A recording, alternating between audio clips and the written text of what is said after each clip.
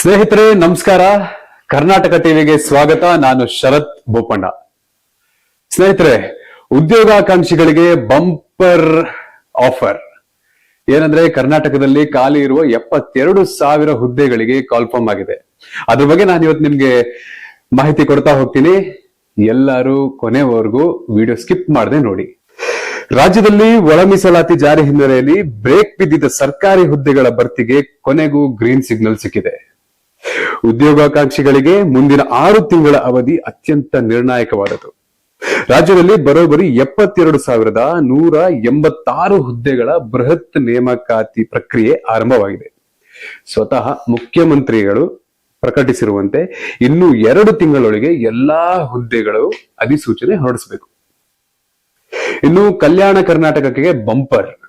ಯಾಕೆಂದ್ರೆ ಒಟ್ಟು ಹುದ್ದೆಗಳ ಪೈಕಿ ಸುಮಾರು 72,000 ಹುದ್ದೆಗಳ ಪೈಕಿ ಸುಮಾರು 32,000 ಹುದ್ದೆಗಳನ್ನ ಕಲ್ಯಾಣ ಕರ್ನಾಟಕ ಭಾಗಕ್ಕೆ ಮೀಸಲಿಡಲಾಗಿದೆ.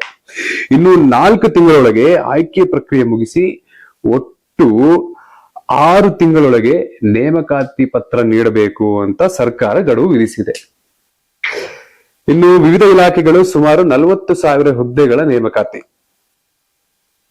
ಇದನ್ನ ಕರ್ನಾಟಕ ಪರೀಕ್ಷಾ ಪ್ರಾಧಿಕಾರ ಕೆಇಎ ವಹಿಸಿಕೊಂಡಿದೆ. 15,000 ಶಿಕ್ಷಕರ ಭರ್ತಿ, ಒಟ್ಟು 15,000 ಶಿಕ್ಷಕರ ಹುದ್ದೆಗಳು ಭರ್ತಿಗೆ ಕೆಇಎ ಶೀಘ್ರದಲ್ಲೇ ಅಧಿಸೂಚನೆ ಹೊರಡಿಸಲಿದೆ. ಇನ್ನು 319 ಕೆಎಸ್ ಹುದ್ದೆಗಳು 2026-27ನೇ ಸಾಲಿನ ಗ್ರೂಪ್ ಎ 117 ಮತ್ತು ಗ್ರೂಪ್ ಬಿ 202 ವೃಂದದ ಒಟ್ಟು 319 ಗೆಜೆಟೆಡ್ ಪ್ರೊಬೆಷನರಿ ಹುದ್ದೆಗಳ ನೇಮಕಾತಿಗೆ ಸಂಬಂಧಿಸಿದಂತೆ ಡಿಪಿಎಯ ಈಗಾಗಲೇ ಕೆಪಿಎಸ್ಸಿಎ ಪ್ರಸ್ತಾವನೆ ಸಲ್ಲಿಸಿದೆ.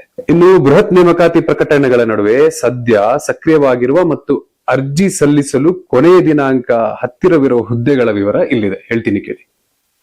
ಹುದ್ದೆ ಹೆಸರು, ಹುದ್ದೆ ಸಂಖ್ಯೆ, ಅರ್ಜಿ ಸಲ್ಲಿಸಲು ಕೊನೆಯ ದಿನಾಂಕ, ಇದೆಲ್ಲ ಹೇಳ್ತೀನಿ, ಗಮನವಿಟ್ಟು ಕೇಳ್ಕೊಳ್ಳಿ. ಗ್ರಾಮ ಆಡಳಿತಾಧಿಕಾರಿ ಅಂದ್ರೆ ವಿಲೇಜ್ ಅಕೌಂಟೆಂಟ್ 572 ಹುದ್ದೆಗಳು ಖಾಲಿ ಇದೆ, ಜುಲೈ 30 ಕೊನೆ ದಿನಾಂಕ. ಮತ್ತೆ ಭೂಮಾಪಕರು, ಸರ್ವೇಯರ್ಸ್ 750 ಹುದ್ದೆಗಳು ಖಾಲಿ ಇದೆ, ಆಗಸ್ಟ್ 7 ಕೊನೆ ದಿನಾಂಕ. ವಸತಿ ಶಾಲೆ ಶಿಕ್ಷಕರು 1074 ಹುದ್ದೆಗಳು ಖಾಲಿ ಇವೆ, ಆಗಸ್ಟ್ 13 ಕೊನೆ ದಿನಾಂಕ. ವಿಶೇಷ ಮೀಸಲು ಪೊಲೀಸ್ ಪಡೆ 200 ವಿಶೇಷ ಮೀಸಲು ಪೊಲೀಸ್ ಪಡೆ 2,314 ಹುದ್ದೆಗಳು ಖಾಲಿ ಇವೆ, ಆಗಸ್ಟ್ 20 ಕೊನೆಯ ದಿನಾಂಕ. ಹಾಗೆ ಇದಕ್ಕೆ ಸಿದ್ಧತೆ ಹೇಗಿರ್ಬೇಕು? ತಜ್ಞರ ಪ್ರಕಾರ ಪ್ರಮುಖ 2 ಸಲಹೆಗಳು ಇಲ್ಲಿವೆ, ಹೇಳ್ತೀನಿ ಕೇಳಿ. ಆಗಸ್ಟ್ ನಿಂದ ಅಕ್ಟೋಬರ್ ಒಳಗಾಗಿಯೇ ಬಹುತೇಕ ಎಲ್ಲಾ ಪರೀಕ್ಷೆಗಳು ಮುಗಿಯುವುದರಿಂದ ಅಭ್ಯರ್ಥಿಗಳಿಗೆ ಸಿದ್ಧತೆ ಅತ್ಯಂತ ಕಡಿಮೆ ಕಾಲಾವಕಾಶ ಇದೆ. ತುಂಬಾ ಟೈಮ್ ಇಲ್ಲ, ತುಂಬಾ ಕಮ್ಮಿ ಟೈಮ್ ಇದೆ. ಈ ಹಿನ್ನೆಲೆಯಲ್ಲಿ ಸ್ಪರ್ಧಾತ್ಮಕ ಪರೀಕ್ಷೆಗಳ ತರಬೇತುದಾರರು ಪ್ರಮುಖ ಸಲಹೆಗಳನ್ನು ನೀಡಿದ್ದಾರೆ. ಮೊದಲನೇದು, ಹಳೆ ಪ್ರಶ್ನೆ ಪತ್ರಿಕೆಗಳನ್ನೆಲ್ಲ ರಿವಿಷನ್ ಮಾಡಿ. ಕೆಇಎ ಈ ಹಿಂದಿನ ಮೊದಲನೇದು ಹಳೆ ಪ್ರಶ್ನೆ ಪತ್ರಿಕೆಗಳ ವಿಶ್ಲೇಷಣೆ. ಕೆಇಎ ಈ ಹಿಂದೆ ನಡೆಸಿರುವ ಪರೀಕ್ಷೆಗಳ ಪ್ರಶ್ನೆ ಪತ್ರಿಕೆಗಳನ್ನು ಕಡ್ಡಾಯವಾಗಿ ಅವಲೋಕಿಸಿ, ಅಂದ್ರೆ ಕಡ್ಡಾಯವಾಗಿ ರಿವಿಷನ್ ಮಾಡಿ. ಪ್ರಶ್ನೆಗಳ ಸ್ವರೂಪವನ್ನು ಅರ್ಥ ಮಾಡ್ಕೊಳ್ಳಿ. ಕ್ವಶನ್ ಫಾರ್ಮೆಟ್ ಹೇಗಿದೆ ಅಂತ, ಹೇಗೆ ಕ್ವಶನ್ ಫ್ರೇಮ್ ಆಗಿರುತ್ತೆ ಅನ್ನೋದನ್ನ ಅರ್ಥ ಮಾಡ್ಕೊಳ್ಳಿ. ಎರಡನೇದು, ಶಾರ್ಟ್ ಟೈಮ್ ಸ್ಟ್ರಾಟಜಿ. ಪರೀಕ್ಷೆಯಲ್ಲಿ ಸಾಮಾನ್ಯವಾಗಿ 5 ಕೋರ್ ಸಬ್ಜೆಕ್ಟ್ಗಳು ಇರ್ತವೆ. ಪ್ರತಿಯೊಂದು ವಿಷಯದಿಂದ 12ರಿಂದ 15 ಪ್ರಶ್ನೆಗಳಂತೆ ಒಟ್ಟು 60ರಿಂದ 75 ಪ್ರಶ್ನೆಗಳು ಬರ್ತವೆ. ಈಗ ಸಮಯದ ಅಭಾವವಿರುವುದರಿಂದ ಗೊಂದಲಕ್ಕೆ ಒಳಗಾಗದೆ ಕನಿಷ್ಠ 3 ವಿಷಯಗಳನ್ನಾದರೂ ಪೂರ್ಣವಾಗಿ ಆಳವಾಗಿ ಅಧ್ಯಯನ ಮಾಡುವುದು ಉತ್ತಮ ಸ್ಕೋರ್ ಮಾಡಲು ಹೆಲ್ಪ್ ಮಾಡುತ್ತೆ. ನೋಡಿದ್ರಲ್ಲ ವೀಕ್ಷಕರೇ, 72,000 ಹುದ್ದೆಗಳು ಖಾಲಿ ಇದೆ, ತುಂಬಾ ಜಾಸ್ತಿ ಟೈಮ್ ಇಲ್ಲ, ಬೇಗ ಪ್ರಿಪೇರ್ ಆಗಿ. ಎಲ್ರಿಗೂ ಆಲ್ ದಿ ಬೆಸ್ಟ್ ಹೇಳ್ತೀನಿ. ಹಾಗೆ ಯಾರ್ಯಾರು ಈ ಎಕ್ಸಾಮ್ಸ್ ನ ತಗೋಬೇಕು ಅಂತ ಇರ್ತಾರೆ ಅವ್ರಿಗೆಲ್ಲ ಇದನ್ನ ಶೇರ್ ಮಾಡಿ.